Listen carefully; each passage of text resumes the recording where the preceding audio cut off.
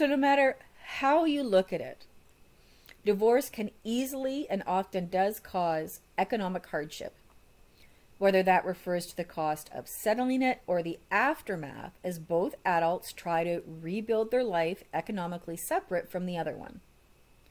You know, you've got this need for separate residences, separate furniture, all of it without two people doing it together. For women and children compared to men, the financial cost of divorce is still much higher as their income is usually reduced much more than men. Families headed by women are still more than twice as likely as families headed by men to live in poverty. Why does this continue even with more equitable divorce laws in place and women having access to education in the same manner as men? Well, for a few reasons. First, we know that overall women tend to make less money than men. We know that women tend to have inconsistent work histories due to being the only ones physically capable of bearing children. We know that women are more likely than the men to take time off for raising kids full time or for specific incidents. So what I mean is, a kid's sick at school, when they have an appointment, if you have to go to their school, that kind of thing, it's still more likely to be the mother. It isn't that men don't, but it continues to be much more likely that it's the woman. In addition, because children are still much more likely to live with their mother full time than their father after a divorce, this continues to affect the ability to work. A woman will have more restricting them in terms of hours at work, opportunities for advancement or training, more stress and strain because they're the ones doing the day-to-day grunt work of parenting. This is why women are sometimes referred to as being on the mummy track at work. Custodial moms have a lot more to look after and take into consideration compared to fathers who do not have their children regularly on a daily basis. So combined, all of this explains why divorced women with children often have a much lower socioeconomic status compared to a divorced dad. And on top of the day-to-day care of children for custodial parents, then there's the issue of child support. Something that is supposed to be a straightforward arrangement and process, but unfortunately is very often not. And this makes me think of Judge Judy. I am a huge super fan of hers because she will always go off on parents who don't pay child support, both fathers and mothers. Only about half of parents with custody of children have a formal child support order in place. And of those, only about 2/3 receive any child support at all, much less the entire amount. I know what you're thinking. That's totally wrong. If somebody's a parent, they're not only legally, but socially obligated to look after their children. These parents should be going after the ones that don't pay. They should automatically be prosecuted or something similar. If you watch any court TV shows, it seems like if somebody doesn't pay child support when they're supposed to, they automatically lose their license or have some other kind of immediate consequence. Unfortunately, in real life, it's often just not that simple. It can be very, very, very intimidating trying to successfully navigate legal issues like child support if you're not familiar with it without using a lawyer. And keep in mind, you're trying to work with somebody that's not paying for whatever reason. So it's become a contentious relationship. It isn't like this is a small disagreement. It's not a disagreement about something pleasant. You are not disagreeing on the end of a movie or something. So trying to enforce payment of child support or consequences for non-payment can be extremely stressful and cause a lot of anxiety. And then there's other expenses not covered by child support that a lawyer should think to include in a divorce settlement, but that on your own you might not think of. Braces, glasses, school uniforms, other expenses that are not extravagant, but are in addition to daily child support. Or if one parent thinks their daughter should have a math tutor twice a week at $30 an hour, but the other doesn't agree, what happens? If one parent wants their child to attend a school that requires tuition, like a Montessori school, instead of a public kindergarten, what happens? If the non-custodial parent paying child support suspects the parent who is receiving it is spending it on things they shouldn't, what happens?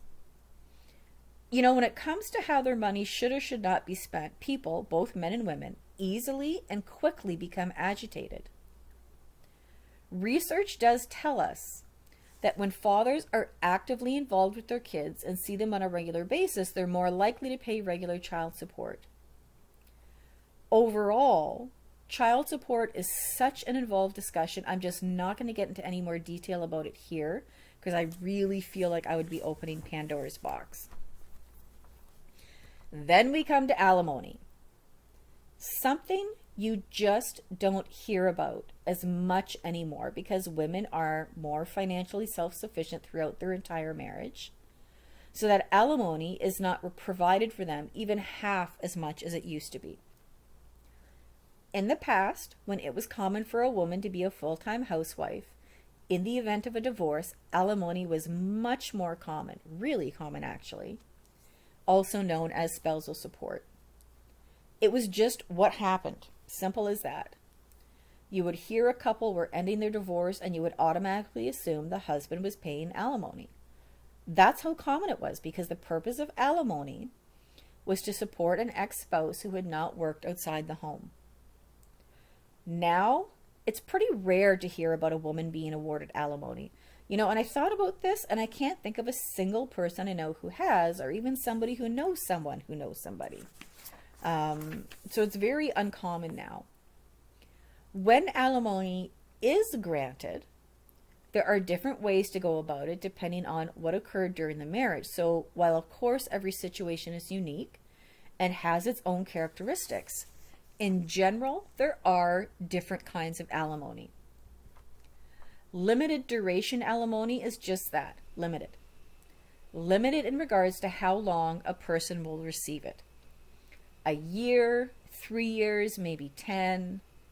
It might be in place until children are older. So once the youngest one is out of elementary school, for example, the alimony will stop or be reduced because the ex-wife would be able to work more. It may be in place for a limited time just to allow her to get back on her feet again financially. There's a lot of reasons why this short-term alimony might be put in place. Rehabilitative alimony is a special kind. It's also limited. It's for a limited time, but specifically granted to a person to provide them financial support while they rehabilitate themselves to become employable. Training, school, whatever. So the purpose is to provide a means to support themselves until they can get back on their feet financially and earn their own money. So rehabilitative alimony has a very specific purpose. Gross alimony is another type. This is a one-time payment to your ex-spouse. Now, it might not all be paid at one time, depending on how much it is, and depending on the financial situation of the person paying it. So it's one amount and only that one amount.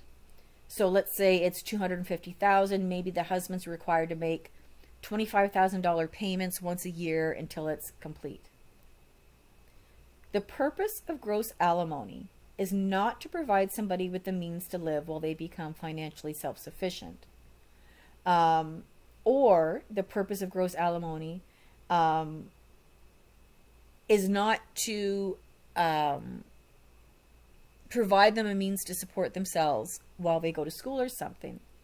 It's to compensate a person for what they have contributed during the marriage. When I referred to the example of Irene Murdoch, and after several years she was given a lump sum payment, that is gross alimony. Permanent alimony is just that, permanent, meant to keep a spouse within the standard of living to which they've become accustomed to in the marriage. If we were classifying types of alimony, permanent alimony would be the rarest because it rarely occurs. And you know, the first thing I think about is celebrities.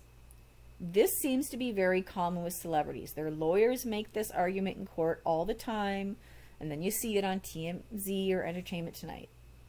And the spouse is awarded like $28,000 a month in alimony permanently. I hear that, and all I can think is, man, when I got married, I married the wrong person. When permanent alimony is granted to a regular person, not a celebrity, it's most often a woman who was a homemaker and is now older when her marriage ends. So the possibility of her becoming financially self-sufficient is pretty slim. Since gray divorce, divorce over the age of 50, is becoming more and more common, we might see a rise in permanent alimony. And you know, if a woman stays home looking after the household and children for 25 years, she supported her husband throughout his career and looked after the children and household, the term for her is a displaced housewife when a divorce occurs and all of a sudden she's supposed to support herself financially. Now, the thing about alimony is women need to realize that this can be applied both ways. If a couple have a history in their marriage of the wife being the main and only breadwinner, or even the wife making significantly more than the husband, or the husband being the child care provider, these women are going to be faced with paying alimony. And many of them are very surprised when they hear that. Is it common for a woman to be required to pay alimony of any kind to her ex-husband? No. Does it happen? Yes. Part of being considered equal and having equal rights is, well, having equal rights. You can't have your cake and eat it too.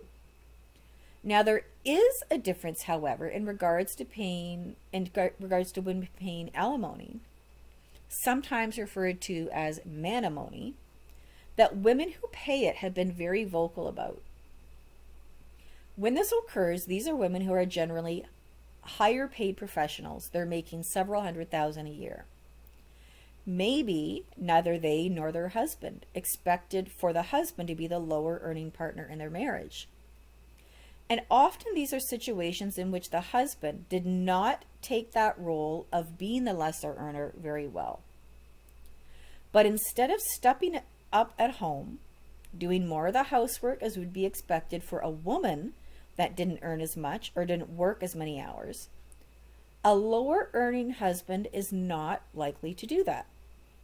Lower earning husbands are much less likely to do what lower earning wives do: take on a greater share of domestic responsibility.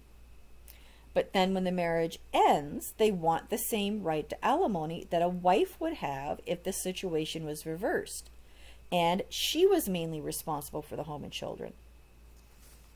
This is the crux of the problem that high earning women have with paying alimony. And this is why they argue that it's not just a matter of if men pay alimony, then women who make a lot of money should pay alimony too. So the wife is the main breadwinner, but the husband is not necessarily performing the services of a traditional stay-at-home spouse. Instead, the wife is out earning her husband. She's also out parenting her husband. She's also out homemaking her husband. She's out everything-ing her husband. And then she's expected to pay alimony, which is the main argument against women paying alimony in many cases, that the husband has not, in fact, taken on the traditional at-home parent role, but still expects alimony. But again, you know, if you want to be treated equally, expect to be treated equally. Now let's focus on children for a bit. Custody. How they're affected, all of that. When a parent has legal custody of a child, this means they have the legal authority to make decisions regarding the child, which is why you'll hear people say that parents have shared legal custody or joint legal custody. That doesn't mean that the child spends 50% with each parent. It just means that both parents have as much right to make decisions regarding the child. So joint legal custody is one thing. Joint physical custody is a different thing. A person may have one or they may have both. Yes, it is true, it is not just a stereotype, that mothers are more likely to have physical custody of children than fathers. But that is changing as more and more fathers are seeking joint physical custody or even full physical custody. You know, it used to be automatically assumed without any question at all that a mother was the better choice for physical custody of children, because it was assumed that women are more nurturing than men. But that's not as strong a norm anymore, rightly so. Being female does not automatically make you a good parent. It does not automatically make you a better parent than a man.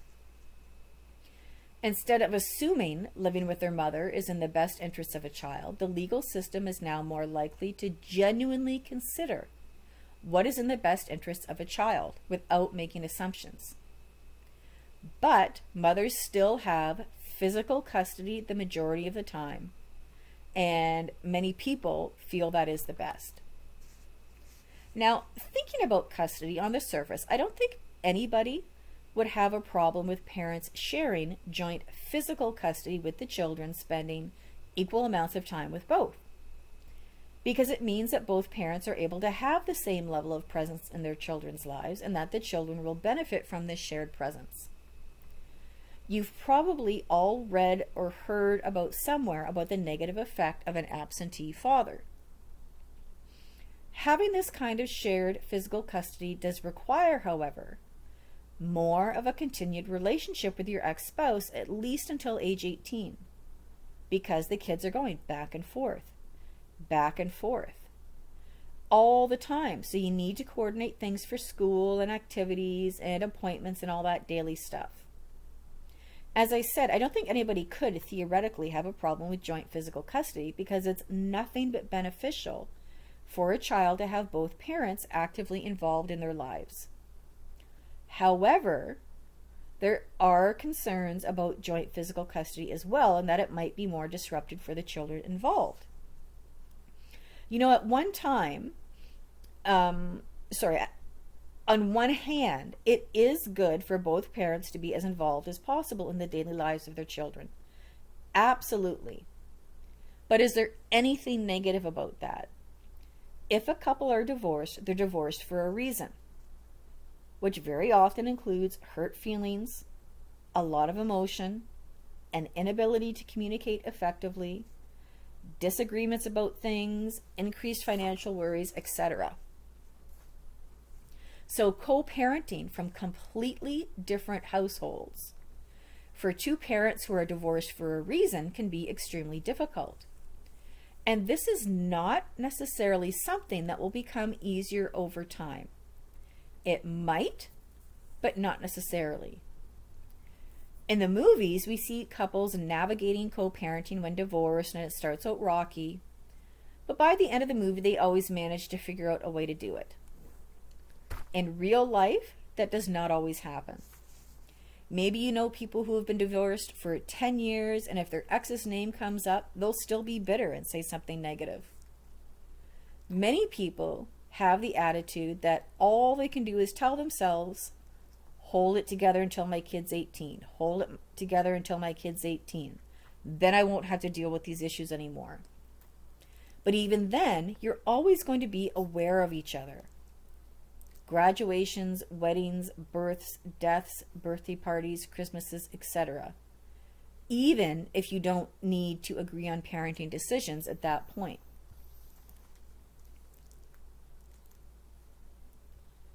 In the past, there's been concern that truly shared physical custody would result in kids being unsettled because they're living between two households. You forget part of your school uniform at the other parents, or your homework is there, or something else. And you know, I try to put myself in that situation, knowing of course that I can't do that in a real way because I'm an adult. But I think to myself that even as an adult, after a while, I'd get tired of going back and forth. Every week going back and forth. Yet, kids who are subject to shared physical custody arrangements seem to have proved all those concerns invalid, as they tend to have fewer behavior and emotional problems, higher self-esteem, better family relationships with their fathers and mothers, and often better school performance than kids in sole custody arrangements. Maybe part of the source of this concern is that it comes from researchers of my generation, meaning that in my generation, divorce was not common, so most of us have not experienced it from a child's perspective ourselves. And isn't that in fact the point of doing research, to find out if what you think might be true is true? And research tells us that joint physical custody is the best for the children involved. It's not disruptive, it's not unsettling, it's not confusing, probably in part because it's so common now. For my generation, going between two parents was unusual. You might not know anybody else doing the same, but now it's just commonplace. Now, when a divorce first occurs, of course, that's usually the most difficult time for kids. Kids, in general, like predictability. They like to know what to expect. And when they're parents in their marriage, that means a number of things. A number of important things are no longer predictable. It might mean moving, a new school, new friends. Even if they stay in the same home, it'll mean a change in terms of new daily routines. Who's there when they get ready for school? Who takes them? Is somebody home when they get there after school? Who's there for dinner? Who they spend their evenings with, or who helps them get ready for bed? Divorce means change. Change in things that occur every single day, and change in things that occur only once a year, like holidays and birthdays and trick-or-treating. A divorce necessarily means a lot of change that can be difficult to get used to. Not impossible, but difficult. Made more difficult because children usually want their parents to stay together. They don't want the change to even exist, much less get used to it. And as hokey as it may sound, just like the parents need to grieve in some way the loss of what they thought their life would be like, so do the children. Which is okay, because it is sad. It is sad when a divorce occurs, even if everybody agrees it's the right decision for the marriage to end. It's sad. It requires change. It requires adjustment. And it's something that, while it's going on, the kids may have questions that the parents don't have an answer to. Now, specifically, there are certain transitions and difficulties that children of all ages whose parents divorce will likely need to deal with at some point.